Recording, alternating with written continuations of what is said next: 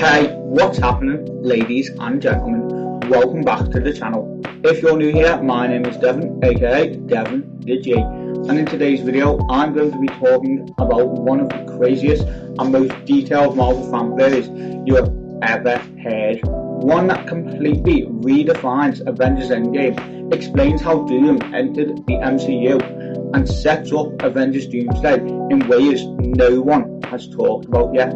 This isn't just guesswork. Every single point that I'm going to be discussing today is built on confirmed news. What we saw on screen, deleted scenes and deep comic book lore that has been hiding the truth from us this whole time. We're going to be covering everything from why Thor was crying in Deadpool and Wolverine, why Steve Rogers returning to the MCU is actually a huge nightmare, and why Doctor Doom looks exactly like Tony Stark. I hope you enjoyed today's video, and now let's get straight into it. Let's start with the biggest secret hidden right in plain sight. There was a deleted scene from Avengers Endgame of a man at Tony's funeral, played by Robert Downey Jr., watching the funeral from a distance. Almost everyone believed that that person was Tony Stark, that he faked his death to escape dangerous multiversal consequences, protect his family and friends, and to live a quiet life away from it all. But what if that's completely wrong? What if that person wasn't Tony Stark at all, but Victor Von Doom? In the comics, it is officially established that Howard Stark's wife, Tony's own mother, actually gave birth to Victor Von Doom. Yes, you heard that right. Long before Tony was born, Howard and his wife had a child, a son, but due to complicated circumstances, destiny, or even manipulation across timelines, that child was taken away, raised in Latveria, and grew up to become the man we know as Doctor Doom. Victor Von Doom and Tony Stark are not just lookalikes or variants. They are biological brothers. They share the exact same parents, Howard and Maria Stark. This explains everything. It's why they share the same face, the same genius level intellect, the same drive, and even the same flaws. When Tony travelled back to 1970 and spoke to his father, Howard said those famous words, "My wife is pregnant." Tony looked shocked and emotional, like he was confused, because what if Howard wasn't talking about Tony at all, but Victor? I think that Howard was talking about Victor, and that Doom was the firstborn son of the Starks. Tony came later. Now let's tie this to Avengers Endgame. During the 5 years of the Blip, while half the universe was gone, Doom was watching. He knew the Avengers were working on time travel with the quantum realm, so he secretly studied their work, found out exactly how they were going to mess with time, and even mastered the science and technology himself before they did. He let them do all the work, but he used those 5 years to find out everything about the Avengers, their strengths, their weaknesses, their methods, and exactly how they operate. He has been in the MCU this whole time, hidden in the shadows, planning and observing. Showing up at Tony's funeral wasn't out of respect. It was the final step of his long game. He showed up to confirm his younger brother was gone, and to officially step out of the shadows to take his place as the true heir to the Stark legacy. This isn't just a casting choice, it is canon, rooted deep in Marvel history. Doom has Tony's face because they are blood, and that truth is going to break everyone. We all know that Steve Rogers is officially confirmed to return in Avengers Doomsday, but here's the theory that changes everything. What if this isn't the Cap that we all grew up with? Remember when Captain America travelled back to 2012 during the Time Heist? He fooled the Hydra agents by saying "Hail Hydra" to get away with the scepter. But what no one realised is that that single moment created a whole new timeline. In that timeline, Hydra believes Captain America is actually a deep cover double agent working for them. They think he's been on their side this whole time. And in that timeline, that Steve Rogers did join Hydra. He became Captain Hydra, the evil, villainous version of Captain America, loyal to Red Skull, and one of the most dangerous people in existence. I think that's the Steve coming to our universe, not our hero, not the man who returned the stones and lived a happy life, but a ruthless, villainous version who works for Doom's organisation all along with Red Skull, ready to destroy everything our Cap fought for. But here's the best part about this theory. What if Peggy Carter returns too? What if we see Agent Carter back in action and she's one of the only ones who knows the real Steve? She sees this fake, evil version of the man she once loved, using his name, his shield, and his face, and she becomes one of the people leading the fight to take him down and to destroy Doom's organisation from the inside.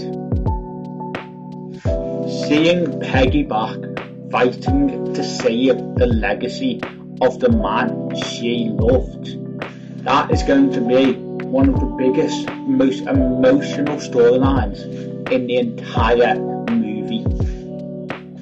And if Wanda Maximoff is there, seeing Peggy Carter again will be an incredibly powerful moment, especially since Wanda killed Captain Carter.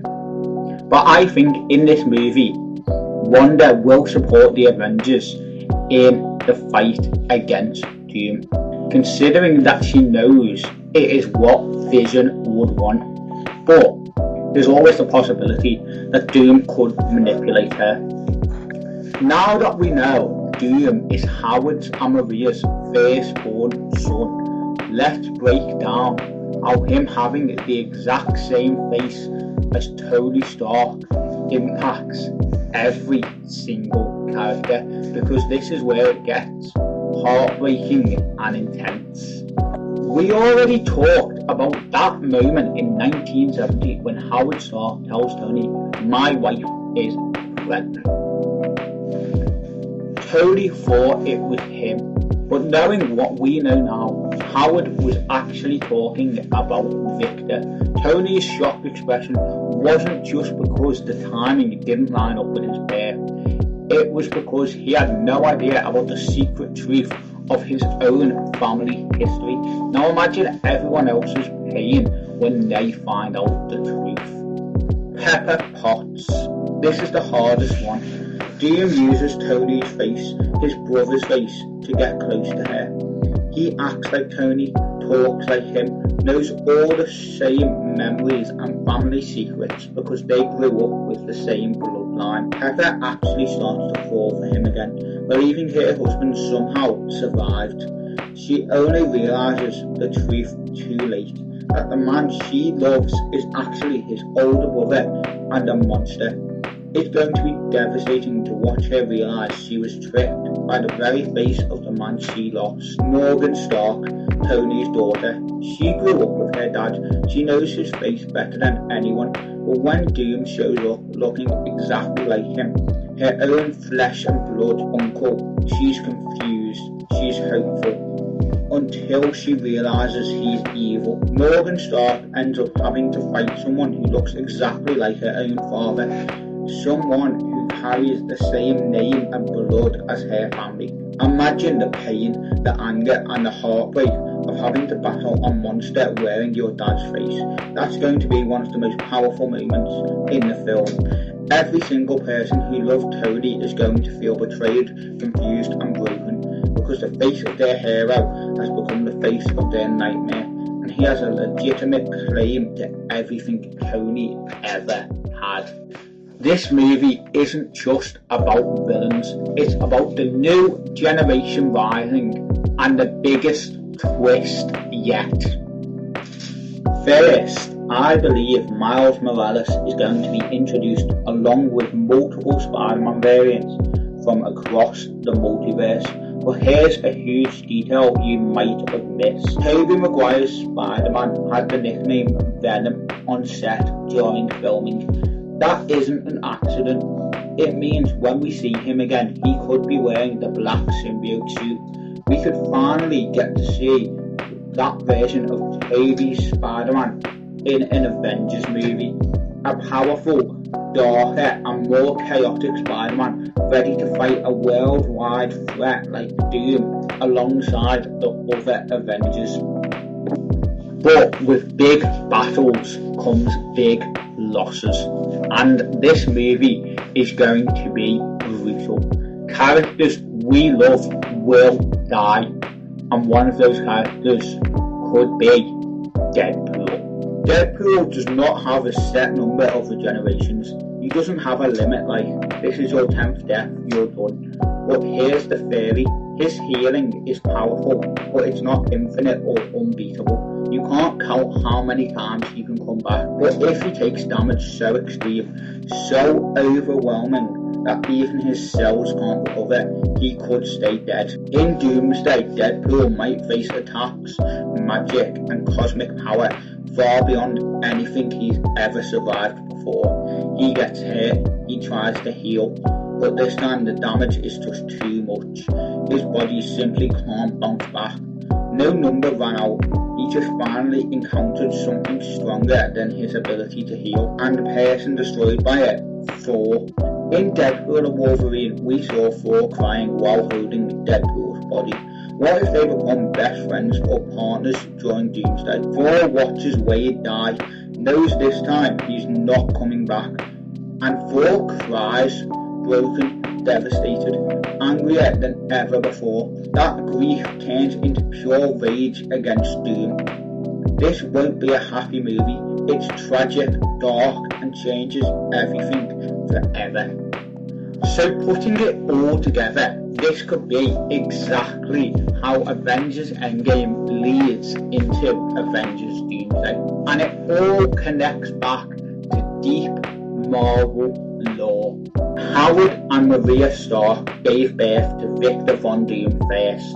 He and Tony are biological brothers, which is why they share the same face. The man at the funeral was Victor, not Tony. He learned time travel and studied the Avengers during the blip, waiting for his moment to claim what he believes is his birthright.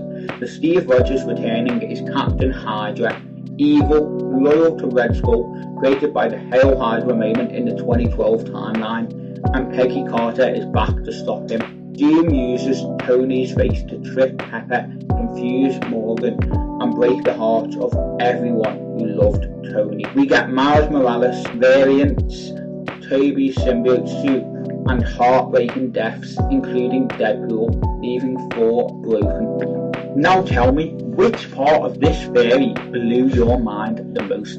Is it Doom being Tony's secret brother, Captain Hydra being introduced in the MCU, or Tobey returning with the symbiote suit? Let me know your thoughts in the comments down below. I would love to hear them. Thank you so much for watching today's video, ladies and gentlemen. I hope you all enjoyed it.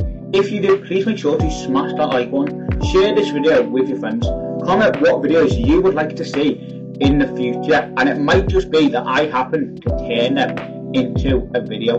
Also subscribe with all post notifications on so you don't miss another awesome video like this one, and so that you don't miss next week's video, because next week's video, I'm telling you now, is going to be amazing. It is going to be me unboxing the new Lego Batman Legacy of the Dark Knight game and playing it for the first time with my initial thoughts and reactions.